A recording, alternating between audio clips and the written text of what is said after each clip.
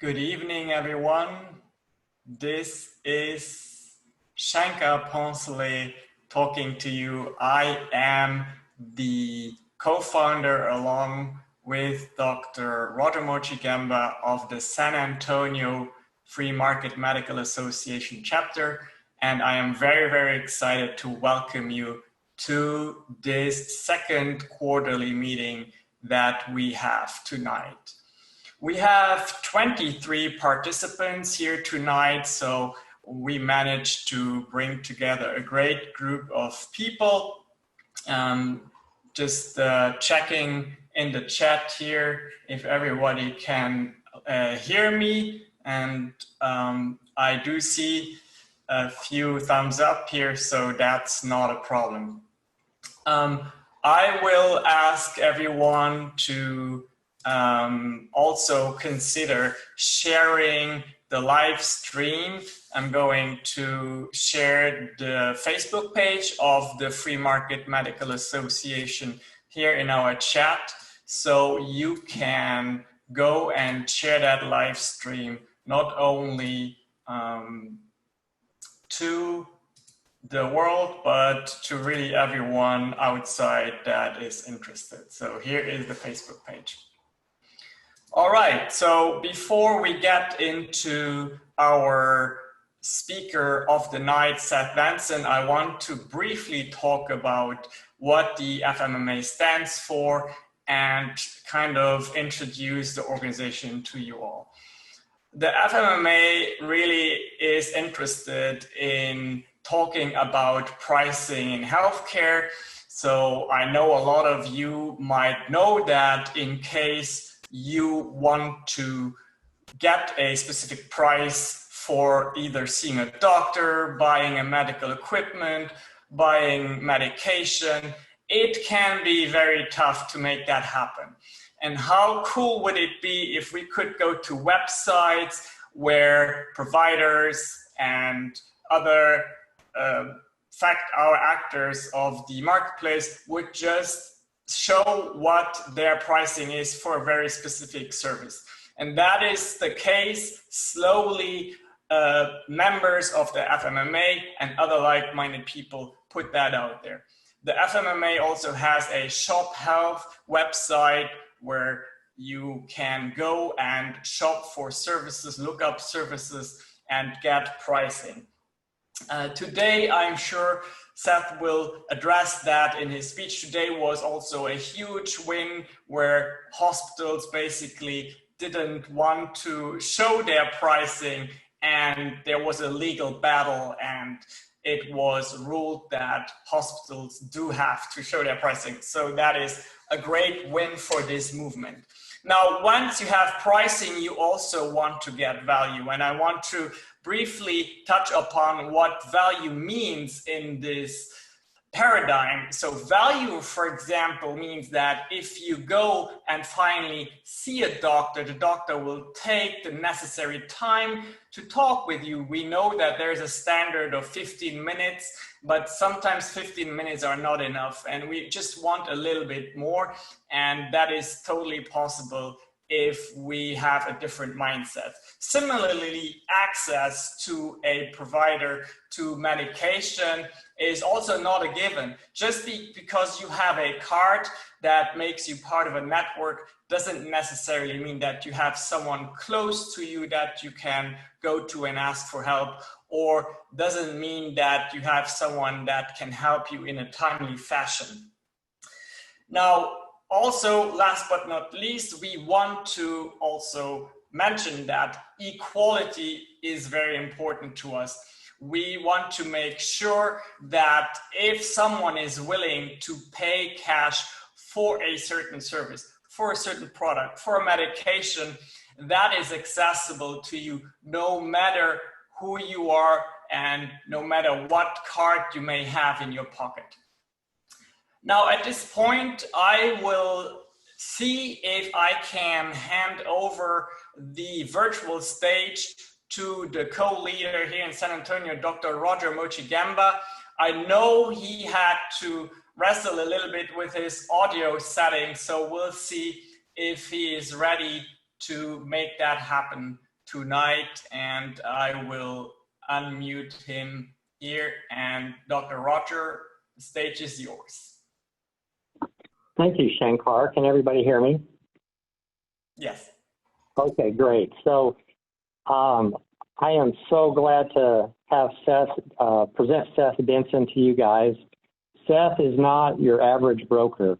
Through his childhood in West Texas, he's had many personal interactions with doctors that shaped his view of our healthcare system. Now, he's a financial and healthcare analyst. In his book, The Cure, he rightly points out that driving down actual cost of healthcare is essential to making it affordable. Seth actually wants all Americans to be critical consumers of healthcare and therefore hold all parties responsible for their cost. So this is why we are so honored to have him here as our guest speaker tonight, since that is what the Free Market Medical Association is all about. So he is here to help us in this area create our own local free healthcare market through price transparency, understanding the terms associated with benefits, and what we might expect from insurance in the post-COVID world. Seth is always on Fox, CBS, NBC, and NBC, so we're really honored to have him here with us tonight. He's also a consultant to many private companies. Seth, thank you so much for taking time out and being with us to help us here. The virtual floor is yours. Excellent. Hey, thank you for that introduction, Doc. I appreciate that. And man, well, how great it is to be with everybody today, coming to you from Dallas, Texas. You know, I thought to myself at first, you see the beautiful Dallas skyline behind me. I thought at first maybe I would put up a big Dallas Mavericks logo, but then I realized who I was talking to, and I really want this to go well. So I opted to just go with the Dallas skyline. But anyway, it is wonderful to be with everybody. Interestingly enough, and I can see some of you kind of, I've got a monitor, and so I'm seeing some screens up there. I am fortunate enough that when I get to give dozens of speeches and talks all over the country all year long. At least I did before COVID-19, and then everything went virtual. But I really get fed from the audience. And so this is going to be somewhat unique in that I'm really going to have a hard time, you know, kind of reading body language here. And when I do national television broadcasts, I'm fortunate that they only last 3.5 minutes.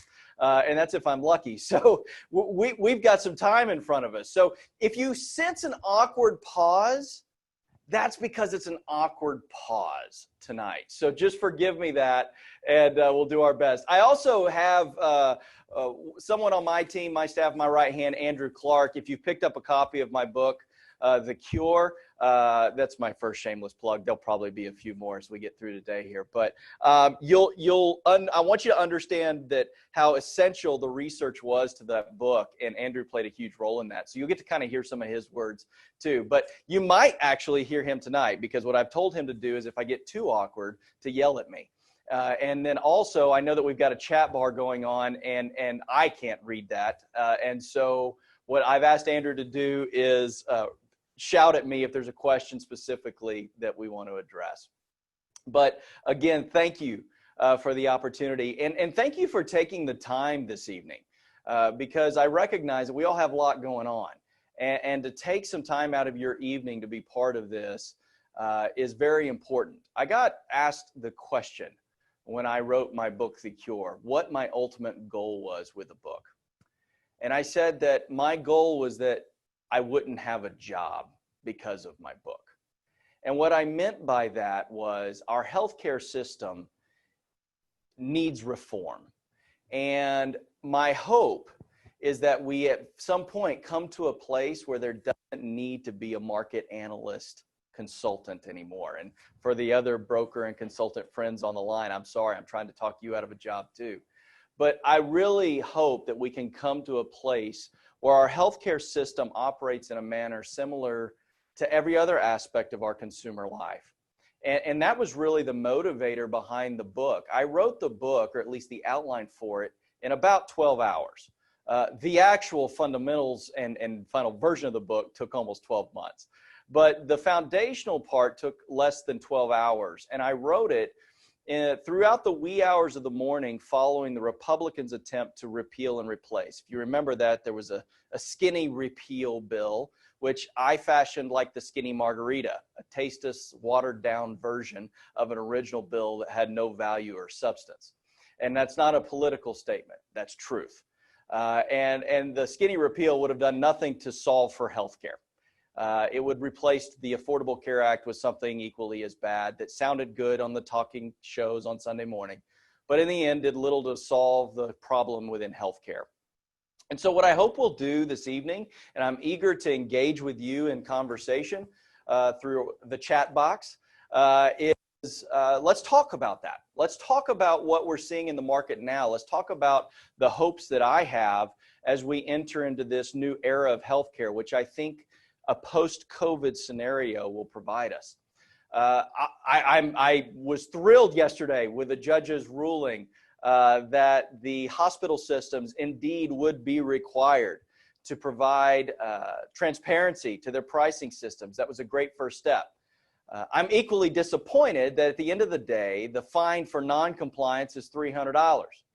And that's roughly a box of tissues in a hospital room bill charge. So if you think about it, for a hospital not to comply, they'll have to pay a penalty of little over $100,000 a year. That is not even a drip in the bucket to many of these conglomerates. And that being said, let's not down the bad with instead of the good. And the good is that we're moving in the right direction. I was very pleased with the executive order originally. I was pleased with the judge's ruling. And I'm hoping that this will move us into the right step. So what I thought we would do today is we're going to talk through some term and terminology. Now, if you've been in my industry for as long as I've been in my industry, you will realize that it's quite the alphabet soup of acronyms and terminology. And sadly, sometimes I think we get into this world where we rattle off words, and my wife will tell you I'm notoriously bad about it. And so what I want to try to do is get ahead of that. And so I'm going to outline a few of the terms and terminologies that we'll discuss tonight and really try to provide you with some context for what those words and acronyms might mean as we talk through this. Because as we go through what I want to share with you, likely these things will come up. So, the first is a word trend. Now, trend is just a fancy industry word for inflation.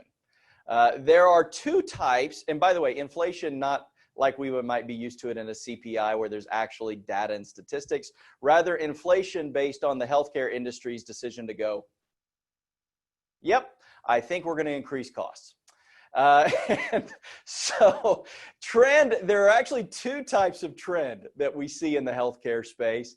There is true medical trend, which there are independent studies every year of true medical inflation. This is the actual increase in cost. So an annual inflation in medical would say that if I had a $100 procedure done today, 12 months from now, what would the true cost of that procedure be? Now, medical trend in the United States, by and large, over the last decade has increased somewhere between the 5 and 7% range. And that is medical trend. Health insurance trend is something totally different. And oftentimes we in the healthcare space try to blend those two, but they shouldn't be, because health insurance trend is even more of a, and it's based on Wall Street. So what health insurers do is they will take the true medical trend and then they'll compound that with all the layers of fat that they need to put into health insurance premiums to make sure that they are generating more profit. Now, we'll talk about that at length at some point today. And again, I am not here to demonize the insurance industry. I've been part of it now for nearly 2 decades, but I am certainly here to demonize the health insurance industry as I've been part of it for nearly 2 decades. And so we'll do some of that today as we talk through it. I will tell you that I have not been invited to any insurance company Christmas parties in the last few years, and quite frankly, I'm okay with that. I've got a lot of friends in the insurance business that focus primarily in the old way of doing things, and I don't blame them one bit. There's a lot of money to be made in it. That being said, we've taken a little bit of a turn here, and most of the brokers and consultants that are on this Zoom call today, I know, and I know that they're ones that have decided to take a different turn as well, and I'm pleased to hear that. But we'll talk about that. So trend, when we talk about it, we will certainly define it as either medical trend or insurance trend. Another acronym we'll talk about is what's called MLR, medical loss ratio. Now, this was a key provision found within the Affordable Care Act. And while we'll talk a little bit more about its involvement through the Affordable Care Act and what I would consider to be the fallout from the MLR, it is effectively the way by which insurance companies under the law are required to spend your money. And the standard MLR mandate found in the Affordable Care Act said that insurance companies, by and large, have to spend approximately 85 cents of every dollar that they collect on claims. It's a little bit less than that for community-rated small groups planned. It's actually closer to 80% in that world. But that, in effect, was that big part of the law that was going to rein in big insurance. We'll talk a little bit in a moment about how maybe that isn't quite doing what we had hoped it would do. Another term and terminology would be what we consider to be pools or pooling points. So a pool is the way by which an insurance company has created the largest legal Ponzi in the United States. I already told you I was going to demonize the insurance industry, so you shouldn't be surprised by now. But health insurance, specifically the pooling structure of health insurance, is the largest legal Ponzi in the United States. Effectively, it is a way for an insurance company to balance the scales and manage their losses. And again, I'm okay with this. This was actually the fundamental structure by which insurance was intended to be, where a group of people would pool their resources, put money in a pot. When somebody would need it, they'd stick their hand in that pot and they go get that money. It was actually the first official employer-sponsored plan in my hometown here of Dallas, Texas, where a group of nurses from Baylor Hospital came together in the early 1900s and said, hey, let's do something about this. Let's share some resources. And so thus Blue Cross was born. It's not quite the way Blue Cross works today, but that's okay. They're nonprofit, right? Anyway, so we're going to talk about pooling point, and that is effectively the pool is the collective sum. So in every health insurance policy in the United States, there are three key components. There's administrative cost, and that's the amount of money that it takes to process a claim, to keep the lights on, to print those pretty little white ID cards we all carry around like safety blankets. There is claims. This is your everyday stuff. This is everything from Lipitor to Johnny sprained an ankle and needs an MRI to, Susie needs a flu shot. And then there's what we call the pool. And roughly, on average, and this can go up or down based on group size and experience, about 30 to 40 cents of every dollar that you spend on health insurance, whether you are in a group policy or whether you're an individual, is going into the pool, or as we like to call it, the Ponzi. Okay? And the pooling point is the amount of claims that need to be incurred before effectively the rest of those funds that are set aside to pay a claims cease, and instead that claim is then paid out of the pool. Now, why does that matter? And we're going to talk about that here right now. The reason it matters was right after the passage of the Affordable Care Act, the health insurance lobby rushed to Washington. And they lobbied Congress as they were putting that bill together. Remember, this is a bill that was over 2,000 pages and since has had over 11,000 pages of regulatory additions added to it. So the health insurance lobby rushed to Washington and they said, hey, this MLR says that we need to spend 85 cents of every dollar we collect on claims. There is feasibly no way we can do that and remain solvent, because if one group has a horrible year and we end up spending 400% of every dollar we collect, but other companies have good years, we're going to have to give them all their money back, and we won't be able to use that money to help offset the loss. And they're right. And so Congress, in their infinite wisdom, however, gave them a trump card. There's no pun in that. They did it long before the current president.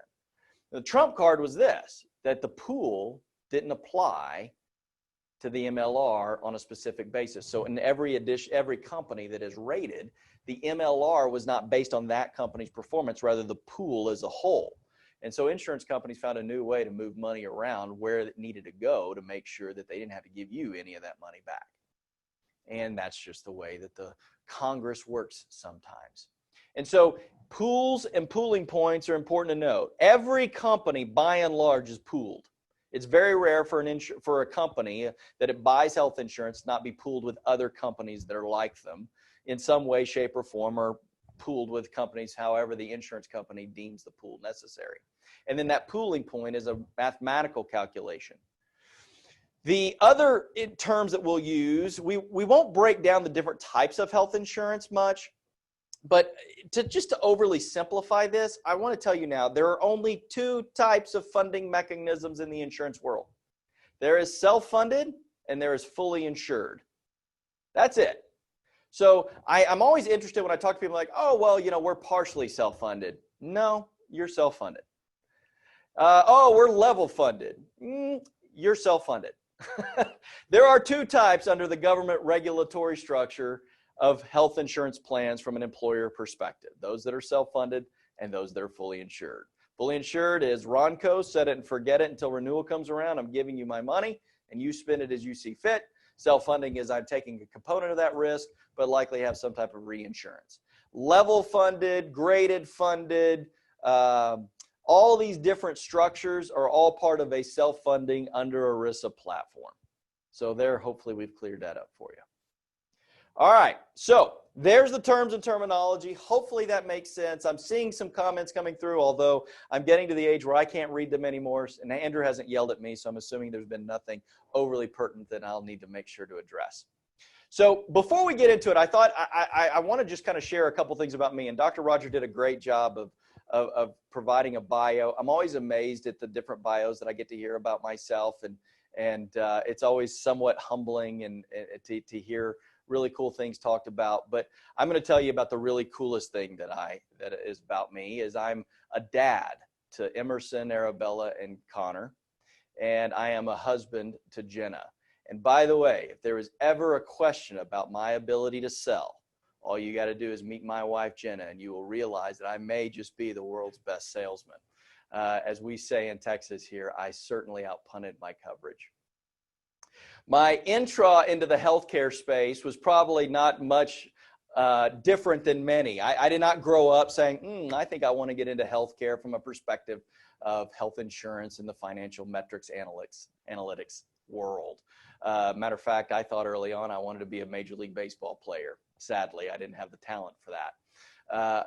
But after I changed my major about 5 times my freshman year of college, I had my guidance counselor pull me aside and say, Seth, what is it that you want to do with your life? And I said, I don't know, Miss Reed.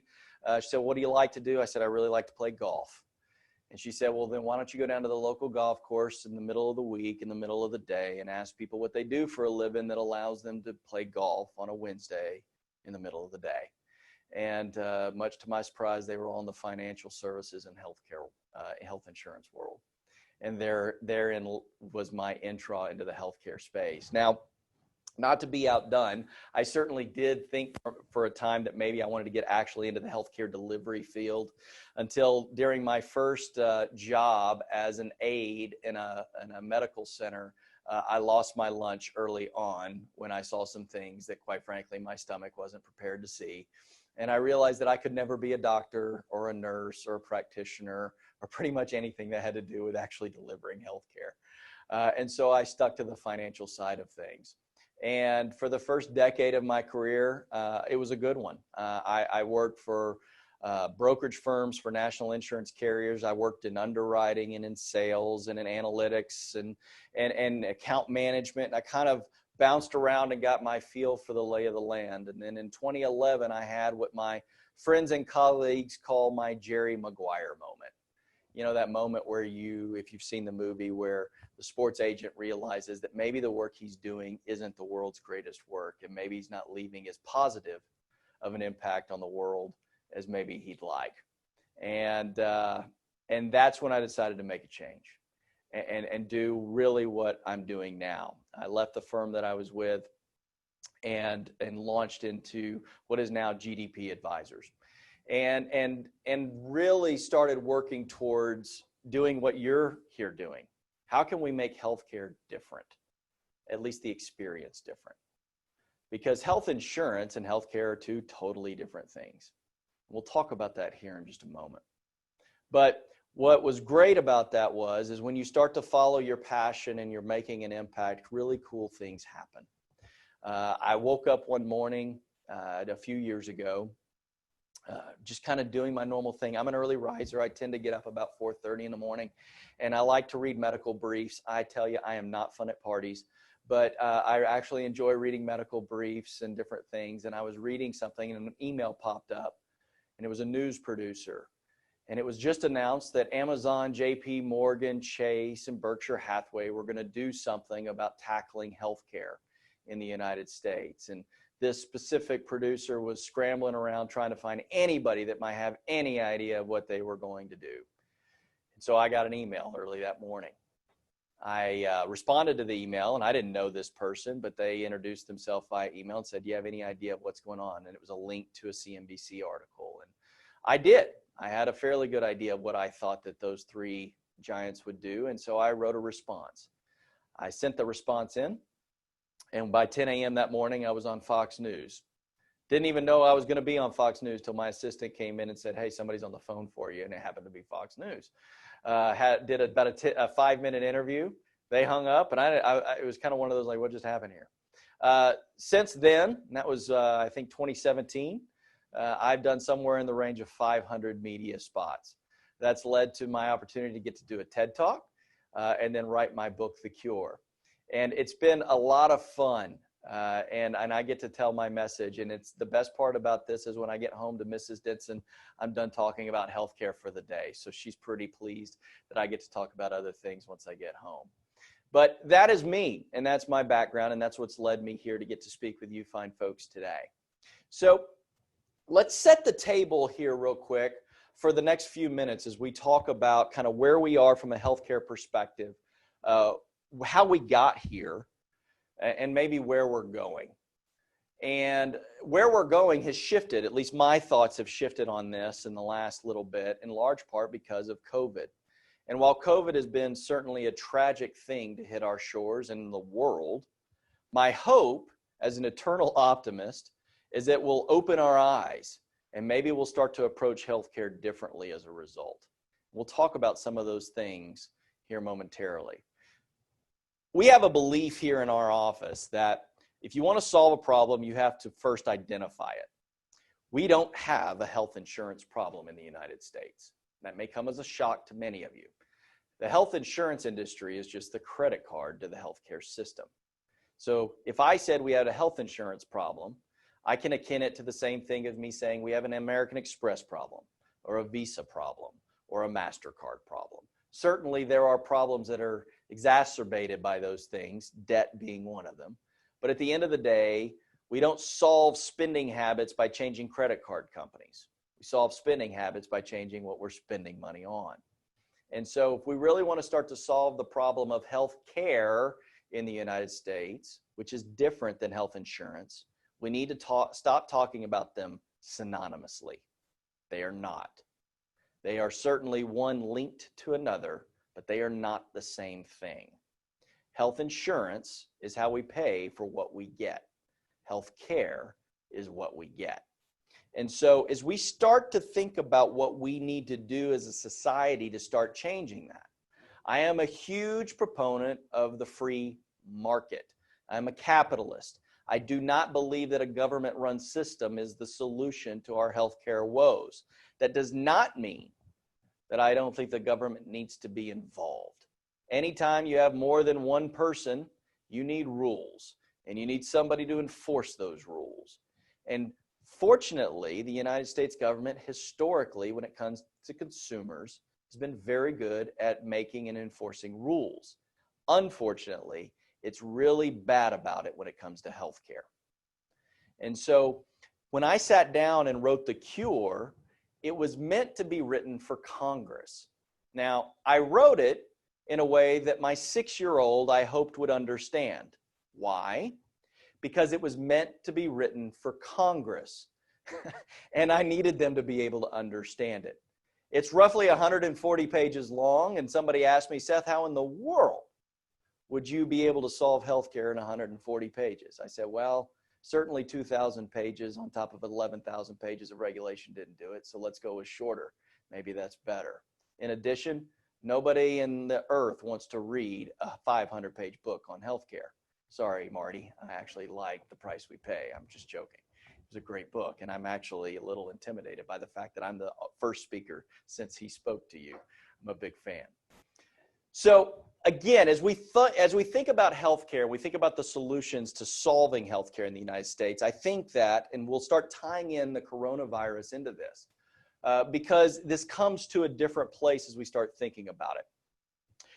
Our problem in the United States when it comes to healthcare can be summed up in one word. Okay, maybe two. Cost, or dare I say, profit. That is the sum of the problem. Now, again, I preface that, if you'll forget, don't forget, by saying I'm a free market capitalist. I'm a big fan of profit. And I run a for-profit organization. That being said, my consumers that buy my product, I want them to feel like they got a good deal. And certainly if you're someone sick with a medical condition and you came out of that medical condition better, you very well might think you got a really good deal. But by and large, we as Americans and as consumers have been getting the raw deal of what consumers could be getting in the healthcare space for going on the better part of half a century. And so if we start to unpack the healthcare system and how it operates, we need to start identifying where the cost and the profits are. Certainly the judge's ruling yesterday, hopefully, will start guiding us towards that sooner rather than later. Now, there's been some positive impacts that will come out of COVID, in my opinion, that will help guide this. And we'll spend some time here in a minute talking about where healthcare really operates. From a health insurance perspective, though, I will tell you this. There is only one way to reduce health insurance premiums. You reduce the number of claims you're consuming or the price in which you consume those claims. That's it. It's really simple, right? And so as we start to think about how we'll do that, we'll talk about that as we kind of go through the next few minutes here. The impact of COVID, though, to our current climate and marketplace, I think will be interesting. In the short term, health insurance companies have seen a windfall from the coronavirus. Think about it. You've been sitting at home. I've been sitting at home. The country's been sitting at home. The CDC made it regulatory that hospitals, doctors, providers had a hard time providing care unless it was considered emergency care. Because when I think of elective procedures, I think of something very different than what maybe the CDC considers to be an elective procedure. Effectively, the CDC says an elective procedure is anything that's not an emergency procedure or life-saving. And so as a result, Americans by and large are sitting at home. They're still paying their health insurance premiums.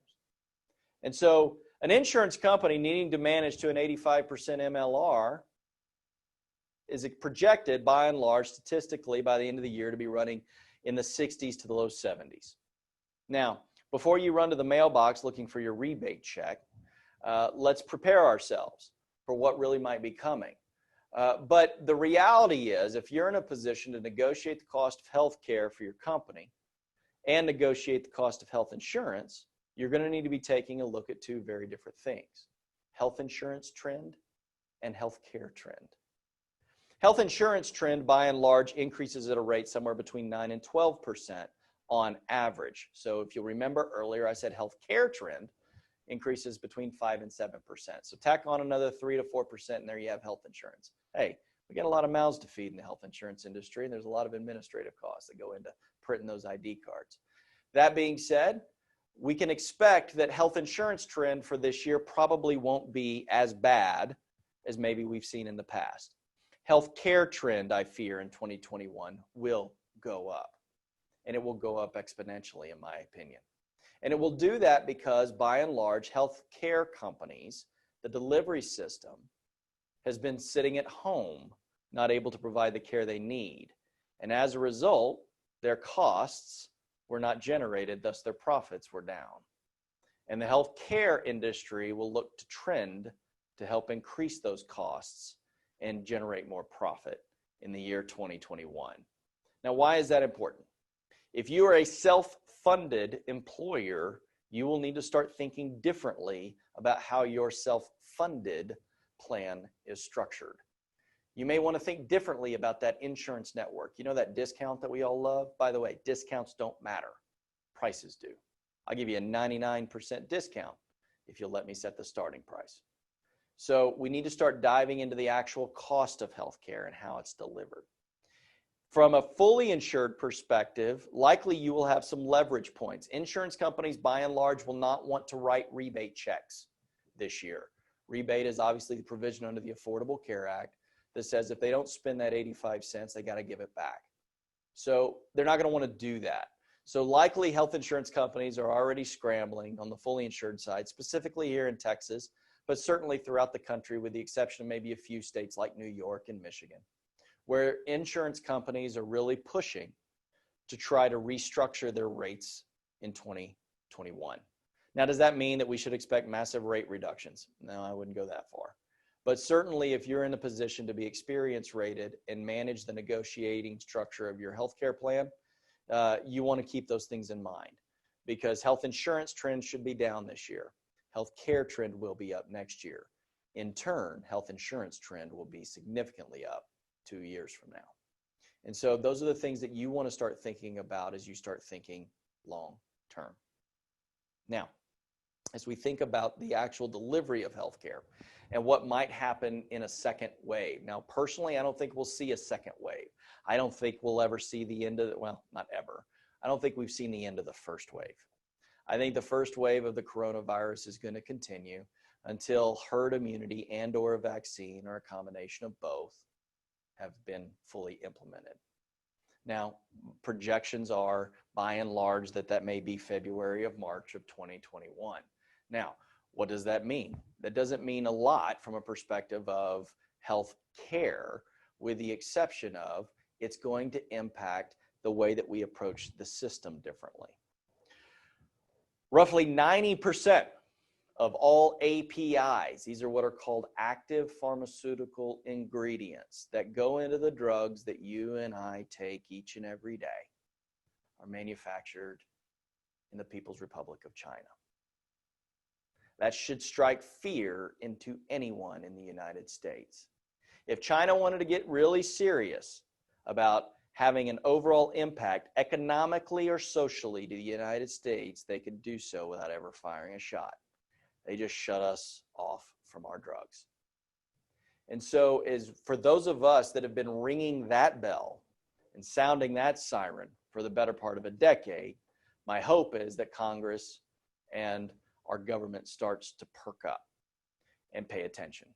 Because certainly this goes beyond a healthcare issue. This is a national security issue, and we need to address it.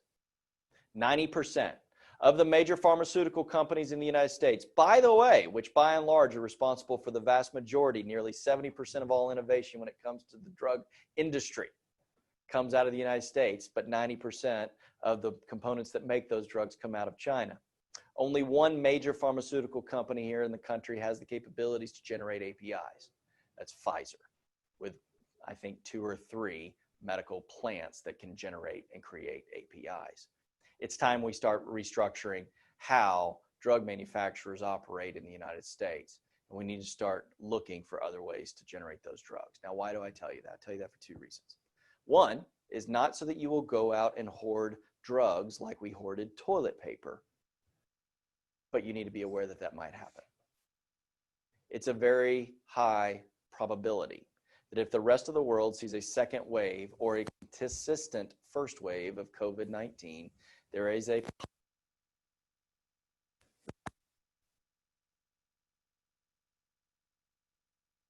around antibiotics or even your standard drugs like Lipitor and blood pressure and so on and so forth. Now, that is not an invitation for you to go out and hoard, but that is certainly a canary in the coal mine, so to speak, to be paying attention. So my hope is, again, out of every tragedy, perhaps we'll see some good come of it. Certainly the federal government is now keenly aware that we have an API problem, and maybe we'll get around to solving it. Don't hold your breath. The second is telemedicine. Telemedicine, right? That thing that we've all used for acute care, we've encouraged people to use for acute care. If there is a positive that has come out of COVID, it's that we've actually finally realized that doctors are pretty good, virtually or in person, and that they can solve some problems for us. Sadly, the way in which we operate our healthcare system in the United States, by and large, has not encouraged telemedicine. Why? Well, travel on back with me to 1992 when Disney's Aladdin was all the rage and the Oregon Trail was the top computer game to be played. When the United States restructured how doctors are compensated. Now, I heard it said at the beginning of this that roughly 15 minutes was the go-to number, right? Now, that is based on what we call RVUs, or relative value units, a terrible name to call a patient's time with a doctor. But effectively, it was discovered likely by not a doctor, rather some pencil pusher in the back room with a calculator, that a doctor should be able to see 4 patients in an hour, i.e. 15 minutes. Now, let's not take note that the doctor might need to spend some time with maybe some biological needs or write notes or do any of that. So by the time we're done with that, we're probably down from 15 minutes maybe to 10, maybe even 7. And as a result, sadly, in the United States, we treat a trip to the doctor more like speed dating than we do anything else. We don't have time to ask our questions, nor do we have the inclination to do so. And sadly, many doctors today are faced with what we call the 7-minute sellout, where they have to try to get in and out quickly. We'll talk about direct primary care here in a minute and why we think that might be a very quality solution to that problem. Nonetheless, RVUs are a real thing. As a result of coronavirus, insurance companies, who by and large, along with Medicare, have set RVUs, have restructured the way by which doctors can be compensated for their work. I don't want a doctor to have to work for free. They should be compensated for their work. And as a result, no longer have insurance companies right now been requiring that a doctor physically see a patient to be able to collect. And they can start using telemedicine. So my hope is that we'll see a continued expanse of telemedicine. I think that will do one of two things. It will give people who need it the most more time with that doctor, and it'll give chronic care patients more access. Roughly 90% of all of our cost in the United States of healthcare is generated by 6% of our population. So there need to be 2 goals set forth here. The first, let's fix the problem of the 6%. The second, let's keep more people from getting on that 6% list. More time with a doctor will do that. More engagement will do that. And telemedicine can help supplement that. So as I think about what may come out of COVID, it is a keen awareness of maybe how healthcare is delivered. Certainly we have PPE problems. We had a planning problem that needed to be addressed. Those certainly still do. But at the end of the day, we've restructured and we've rethought about healthcare differently over the past 60 to 90 days. The other key thing that I've liked to see is the fact that as for now, we're not as worried about insurance networks. I was asked one time if I was named tomorrow the czar of healthcare in the United States, what would be the first thing I would do? And I said, well, first of all, I would say, let's not call me the czar. I don't like that name at all. The second thing, though, would be that we would open up transparency into the system. The second thing, and I wasn't asked about that, but I'm going to tell you now, would be to eliminate insurance networks. They provide no intrinsic value to the healthcare system. They create an opaque curtain by which the healthcare system and the health insurance system can be in collusion. Yes, I said it. That's a word we like to use these days in politics. You want to talk about real collusion? Look no further than the healthcare industry. The health insurance industry and the hospital systems are working together, and that's allowing for massive collusion, which creates increased cost. We need to remove those barriers. And the biggest way of doing that, eliminate insurance networks. Let's go back to an indemnity type of structure where the price of an MRI is a price of an MRI. Shouldn't matter whether or not Blue Cross, United Healthcare, Aetna, Cigna is in my wallet. You want a consumer to ask about pricing? and get a clear answer, ask them to ask what the cash price is. They'll get it. That would help us move the needle forward. It would solve for the transparency challenges. It would get us on the right track. And what I loved seeing as a result of the situation that we were in is, for a brief moment, nobody was worried about insurance networks. The Javits Center in New York became a makeshift hospital. No one knows today whether or not that was in network with Blue Cross, United, Cigna, Aetna, insert name of insurance company here. And quite frankly, nobody cared. And that's the way it needs to be. Healthcare needs to be healthcare. Insurance needs to be insurance. They certainly don't need to be in conflict with one another, but they also don't need to be the barrier by which I understand that which I am getting and the price in which I will pay for it. And it's time we start moving that needle forward. My hope is that with what the action that the judge out of DC took yesterday will help start that movement, and that you and I together can keep that movement going. So that's where I'm seeing the COVID world go. I think short term, benefit in the stop loss world if you're self-funded, benefit in the fully insured world. Long term, increased cost, increased inflation in the healthcare space, trend as we call it in the healthcare space. Short term, health insurance trend lower, long term healthcare trend higher, secondary long term health insurance trend higher than that. Health insurance trend tends to follow healthcare trend.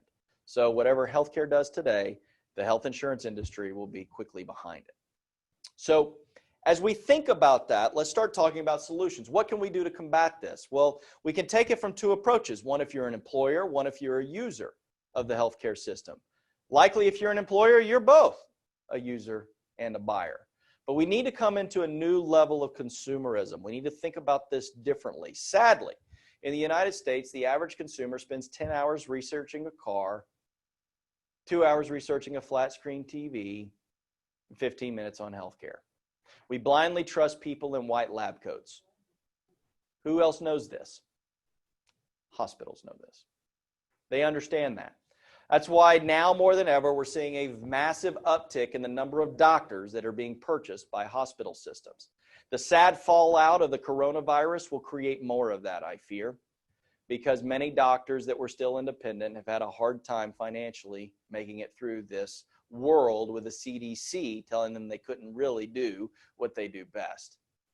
That, coupled with the uncertainty of the future, I fear will create more consolidation. And regardless of what the multi-million-dollar marketing companies that manage hospital systems messaging tell you, hospital consolidation does not lower prices. All evidence is that it raises them. And so as we think about that, it's not likely that will change, which means that we need to change. You and I, the end user, and you and I, the employer, the people who are effectively creating the mechanism by which more than, we'll call it 180 million Americans access the healthcare system. So let's think about what we can do to solve that. Well, first, let's recognize again the problem. It's not health insurance, it's actual health care. Health care is a series of supply chains. Those supply chains are broken into 4 components. Inpatient services, which are hospital systems. Outpatient services, which consist of everything from outpatient surgical facilities to physical therapy facilities to rehabilitation facilities to imaging centers. The third component of the supply chain is the prescription drug industry. And then the fourth component is the doctor. And so we won't have time to go into each of the solutions in each of those areas. We'll focus on a couple of them, which I think are the low-hanging fruit, that if you solve those 2, you likely will solve the other 2. But I do want to restate something I stated earlier. The solution is not a Blue Cross card over a United Healthcare card. The next time someone tells you, but their discounts are better, look them in the eye and say, I don't care about discounts, I care about prices. Because at the end of the day, there is a lot of manipulation that can go into discounts in the network world, right? Like if I'm discounting my room and board 55%, but I'm allowing to be billed for every $8 mucus recovery device and $125 box of latex gloves versus a 44% discount, but those are bundled in, right? Again, we've got to get to the point where it's transparent. Interestingly enough, if I walk into a restaurant today, or at least when I was allowed to walk into restaurants, there was a big sign above out of the doors, right? It said A, B, C, or D. If you saw B, C, or D, you probably got the heck out of Dodge, right? Means you don't want to eat here. You're probably going to get sick. You need the healthcare system. Sadly, we don't do that in the healthcare system. We don't require them to post A, B, C, or D. We need to get to the point where they do that. When I walked into that restaurant, I probably found something else, a menu that said, hey, here's what you're going to get, and here's what you're going to pay for it. Sadly, we don't see that in the healthcare system either.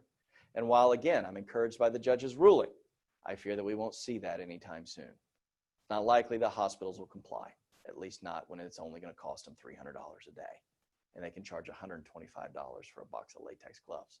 By the way, on many hospital bills, for every day that you're in the hospital, they're going to bill you for 3 boxes, small, medium, and large, whether you use them or not. So next time you're in the hospital, take the gloves with you. You've already paid for them. All right, so as we start to think about the supply chain, I'm not going to spend a lot of time talking about the inpatient and outpatient services, although I think there is certainly something to be said for an MRI machine that costs $500 one day and $5,000 the next. Nobody's loyal to an MRI machine, by the way, so don't give me the garbage about I don't want to disrupt my employees or get between them and their doctor to try to tell them they need to go to the $500 place to get that MRI. And by the way, as the employer under federal law, you get to write your plan document. So the next time someone tells you, I'm sorry, the insurance company won't let you do that, go find somebody else. They'll tell you something different because you can. You're the employer, which pretty much under ERISA says don't discriminate. As long as you don't do that, you're pretty good. So think about that the next time you're thinking about your health insurance plan. So the 2 key components of the healthcare system that are the lowest hanging fruit and the easiest to solve are the pharmacy benefit manager prescription drug side of things and the doctor. Now let's start with the pharmacy benefit manager side. Now, I know we're getting somewhat close on time. I want to pay attention to this. But at the end of the day, if this won't make your blood boil, it means you've probably already heard this. 70% of all drugs delivered in the United States are done so through a mechanism of one of 3 Pbms, pharmacy benefit managers. These are the people that actually negotiate the prices of drugs. By the way, they suck at it. They're no good at negotiating the price of the drugs, at least not in the way that they were originally intended to be in the 1960s, where they charged a fee and got a better deal. These were supposed to be the Sam's Clubs and Costco's of the pharmacy industry. Instead, they have become more like the loan shark on the back end that you never know what you're getting and what you're paying for. So there are actually 3 ways in which PBMs make money. They can charge a fee for every drug that's dispensed.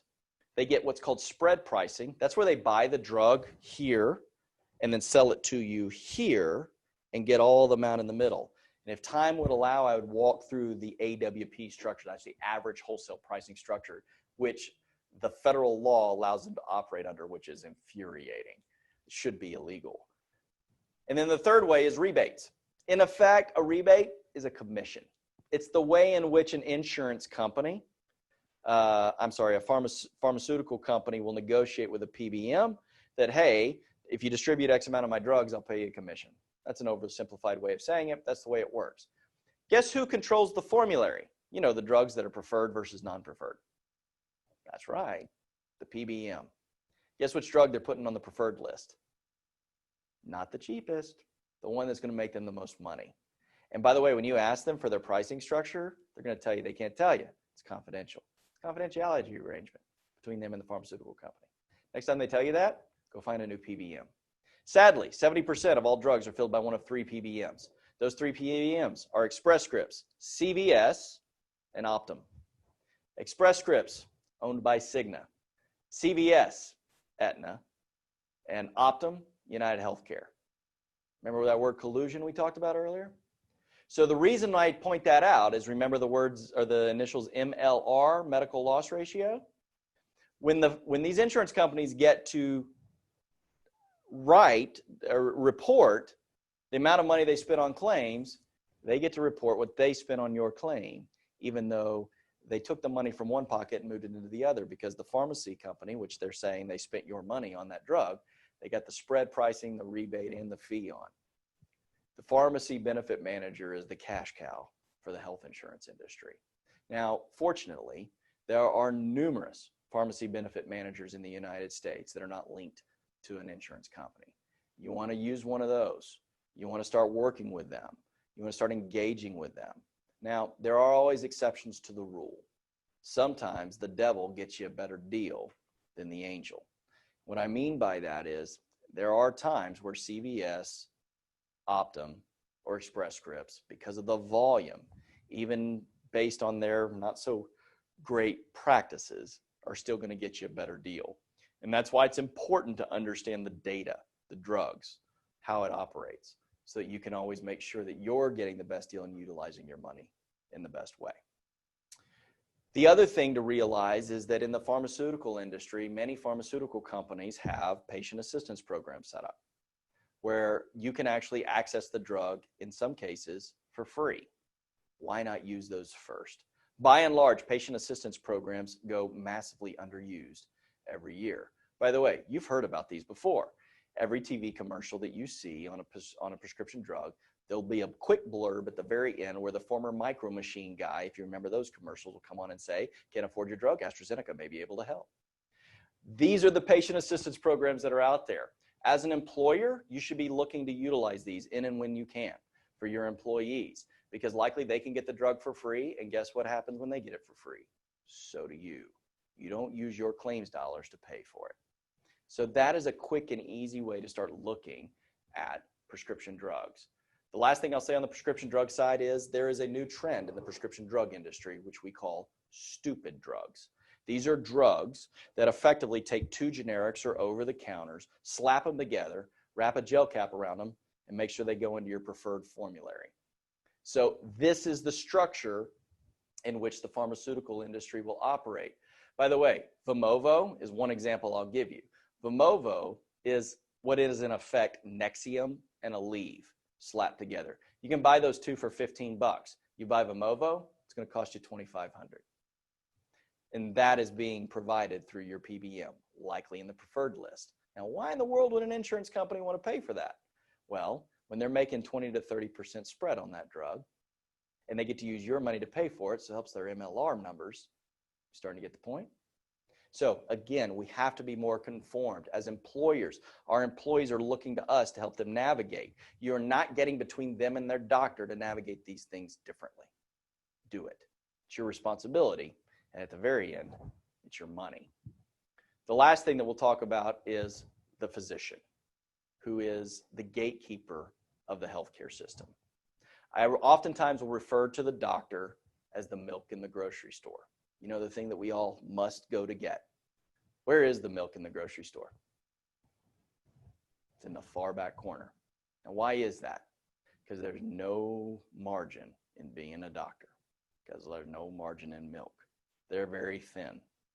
Now, if they're very thin, why would hospital systems, by and large, be buying physician practices as quickly as they can? And why would a recent financial report show that their average return on investment is 8 to 1? It's because that's the sales force.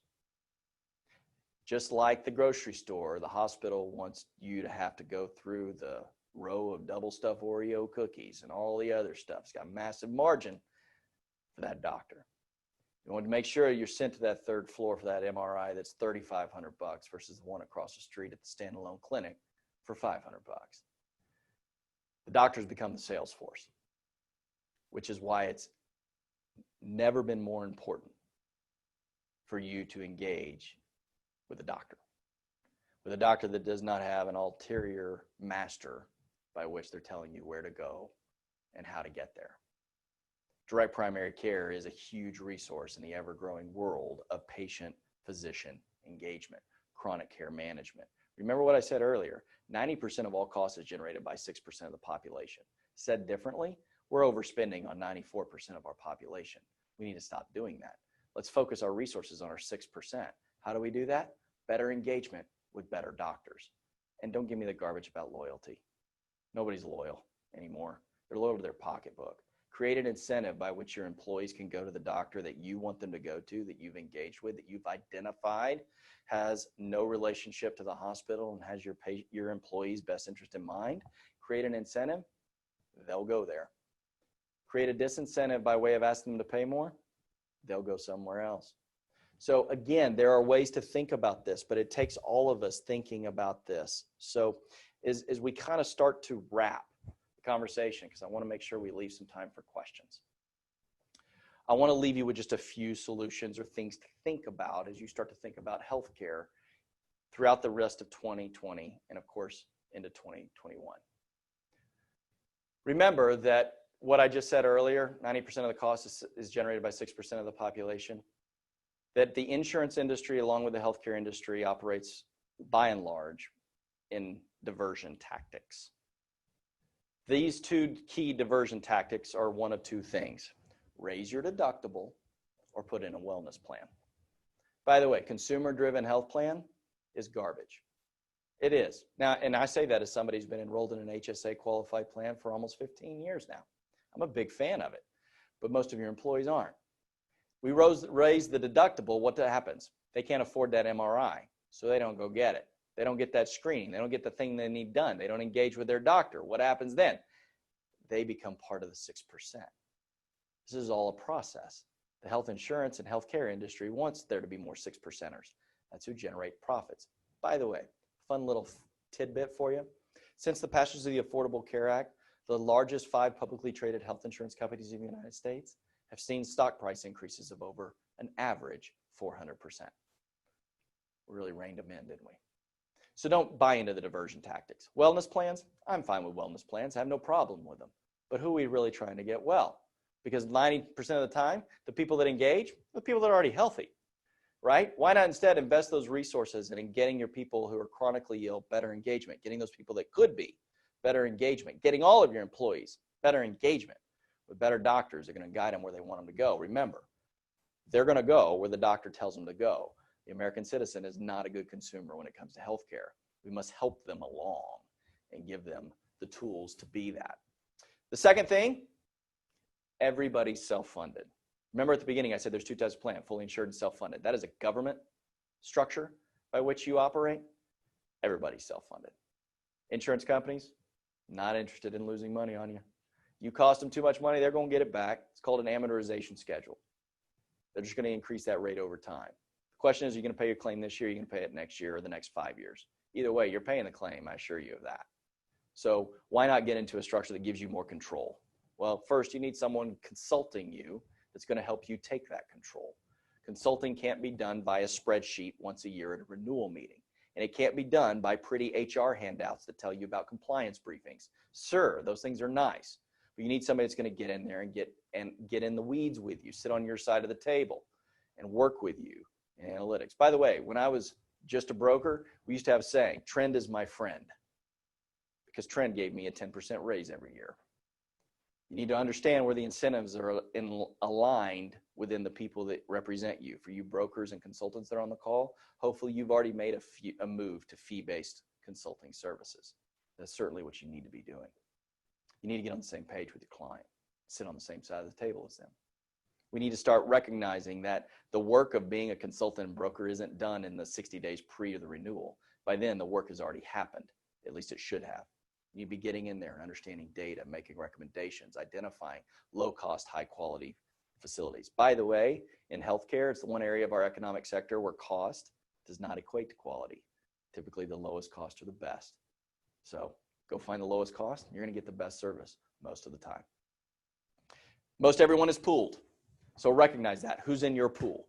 So whether you look at captives, whether you look at pooling arrangements, whatever that is, you need to start recognizing that it's not just your performance that ultimately will impact you. It's the other people around you. You need to get engaged with your insurance company, whether you're fully insured or self-funded, of understanding the pool structure. Ask questions. Get them answered. You don't like the answers? Go find somebody else. That's the American way. Start being a consumer and acting like it. That's the only thing that's going to start solving this problem. Don't be subservient to the industry. Take control of it. Cost does not equate to quality. We said that, right? So again, start recognizing the healthcare components in and around you and what their costs are. There's multiple resources that are out there via the internet, via organizations like what you guys are doing through the FMMA.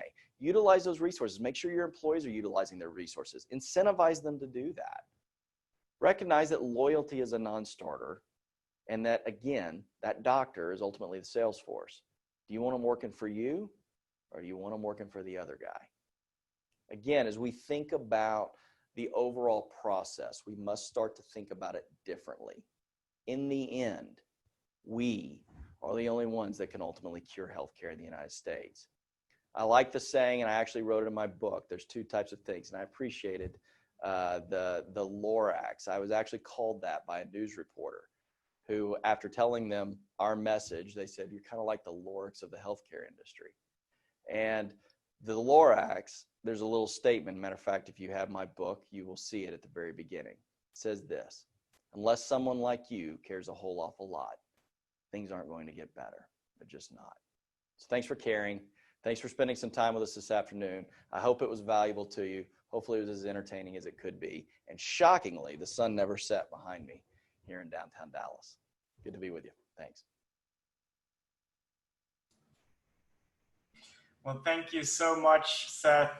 I know that you agreed to also answering a few questions that our audience might have. So I know that Robert Lera had a question that was posted in the chat. Robert, I'm going to ask you to unmute yourself if you want to formulate your question yourself. If not, I will read it for you. I'm going to give you about 5 seconds here to make up your mind. And you are unmuted right now, Robert.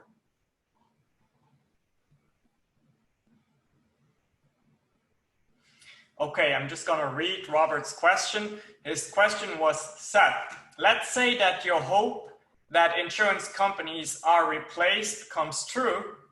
What would small businesses replace them with if they can't fully self-insure their employees? Yeah, so let me clarify something I said. I didn't say health insurance companies need to be replaced. I think there's always going to be a fit for the health insurance industry. I thought what I said was that I was replaced, the consultant, the person that needed to help navigate the healthcare space. The healthcare space should operate like Amazon, should operate like a trip to the mall, right? It should be very clear and present of what prices are. The American consumer doesn't need me if they were actually a consumer. They're just not when it comes to healthcare. But the insurance company will always play a role, and in the same way that our mortgage company plays a role, or the company that we finance our car with, right? Here's the reality, though. Sadly, in the healthcare space, we finance everything.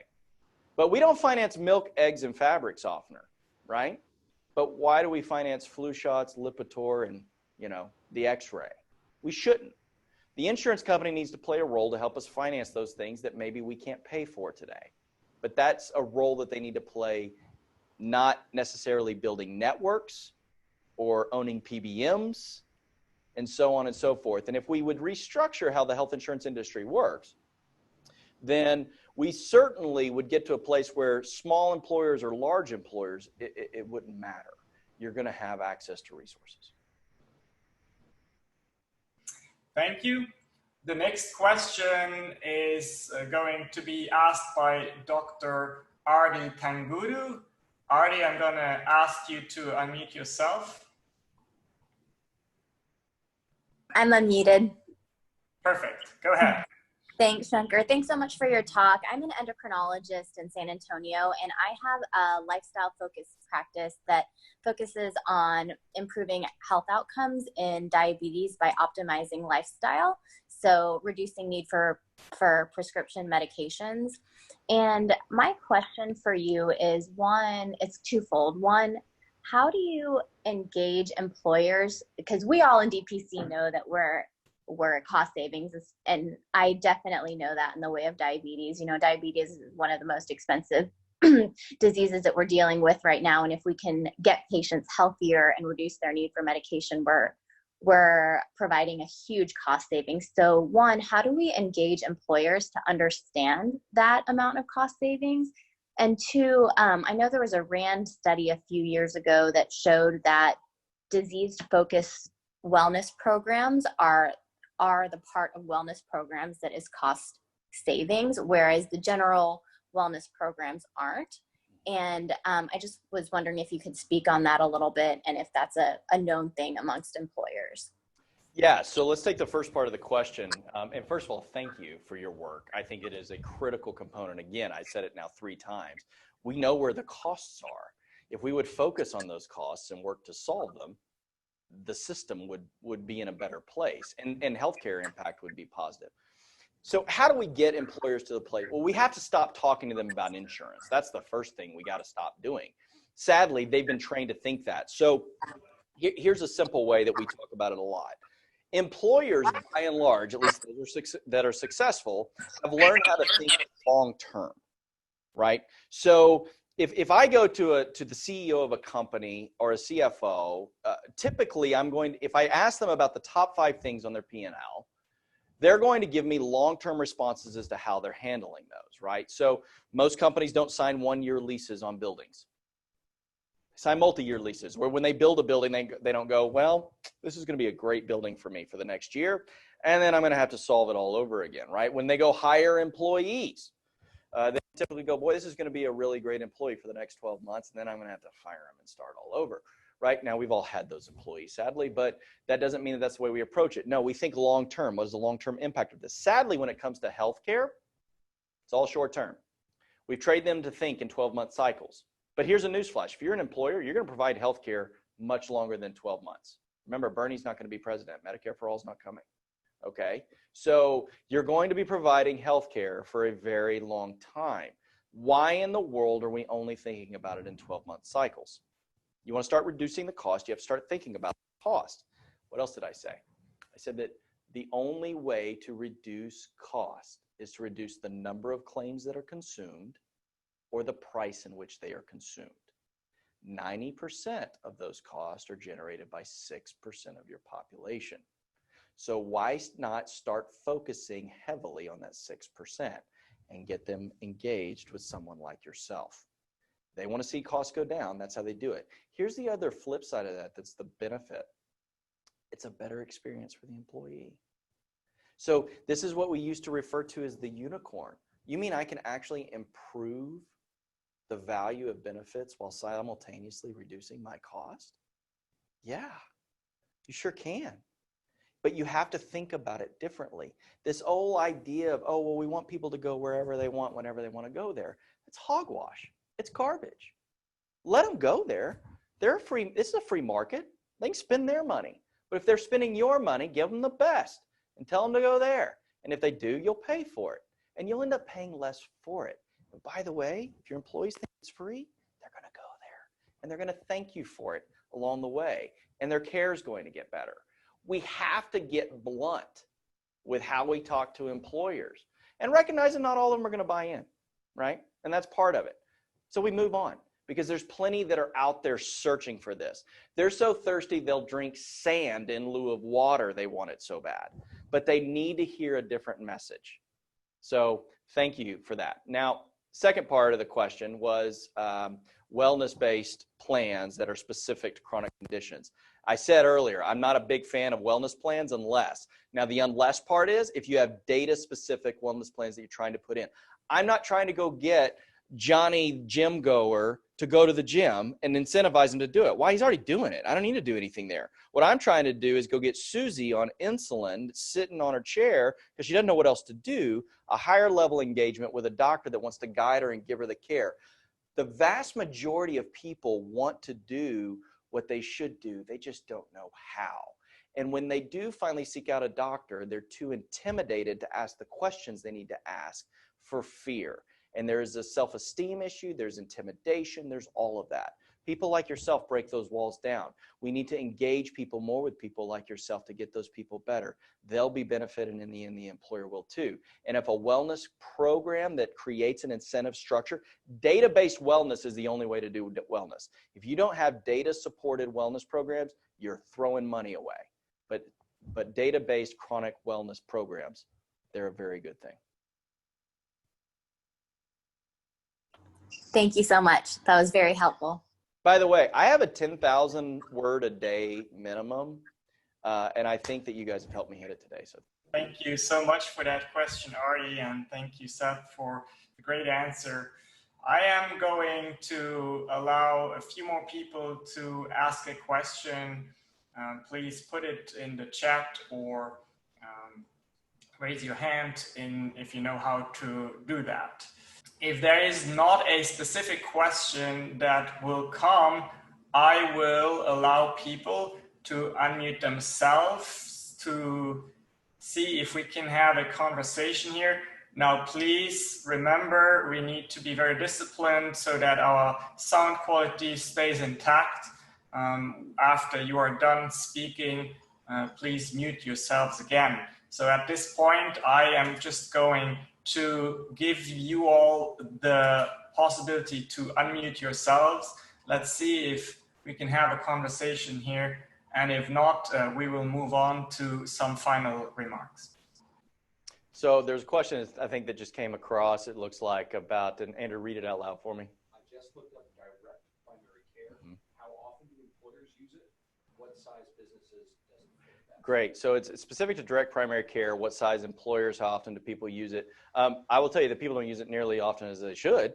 If I had my way, every company would have direct primary care that I represent. I think that is the low-hanging fruit. That is the ability of taking the milk in the grocery store and bringing it to the front of the grocery store.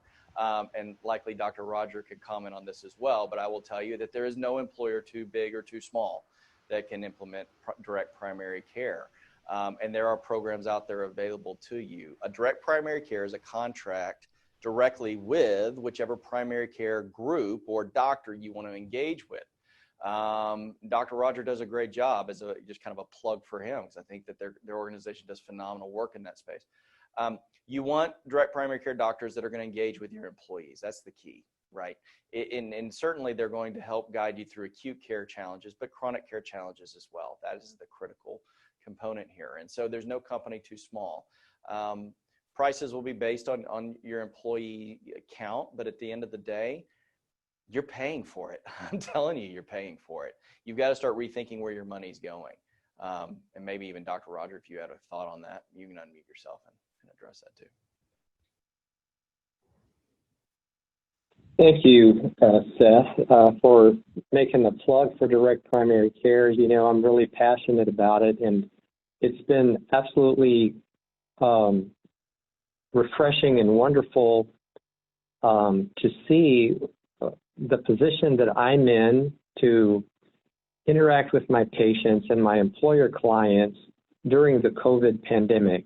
And it's become even clearer to me that unfortunately, individuals and employers who are paying their insurance premiums are not getting what they think they're paying for, which is, you know, they think that by having insurance, it's access to a doctor, you know, but it's not the same thing. And so my point is, during our pandemic, our patients and our employer clients had access to me and the clinicians in my clinic just like without a hitch at all. I mean, we didn't shut down like some of my colleagues. Their offices were shut down because they were built on that model of having people come in so the doctor could submit a claim for reimbursement to the insurance company. Well, we didn't have that. And so we already had the technology tools in place. We already had the relationships in place with our patients, with our employer clients, and it was a beautiful thing. We did not suffer as a DPC clinic. Our patients didn't suffer access. They had lots of questions. They had fears, and because of our direct relationship, it was we could answer their questions, answer their fears and concerns.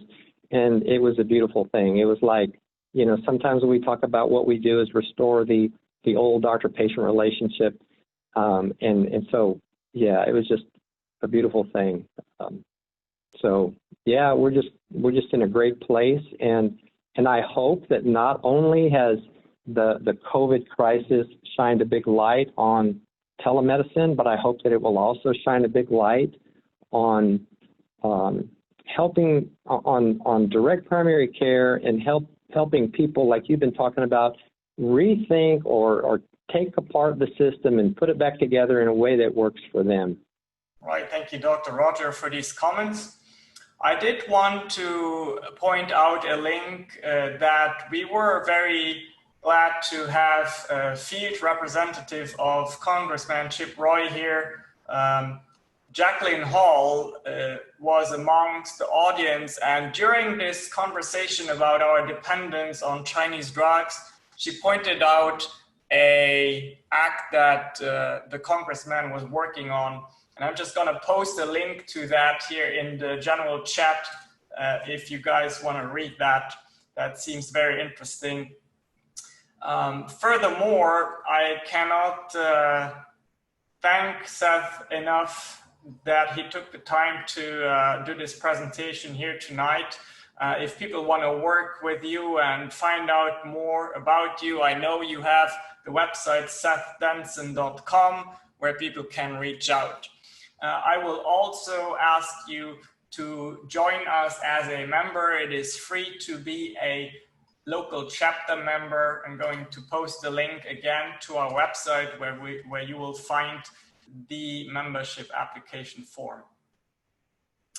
Thank you all so much for having attended this webinar. I wish you a very, very good evening and hope you stay safe. Goodbye, everyone.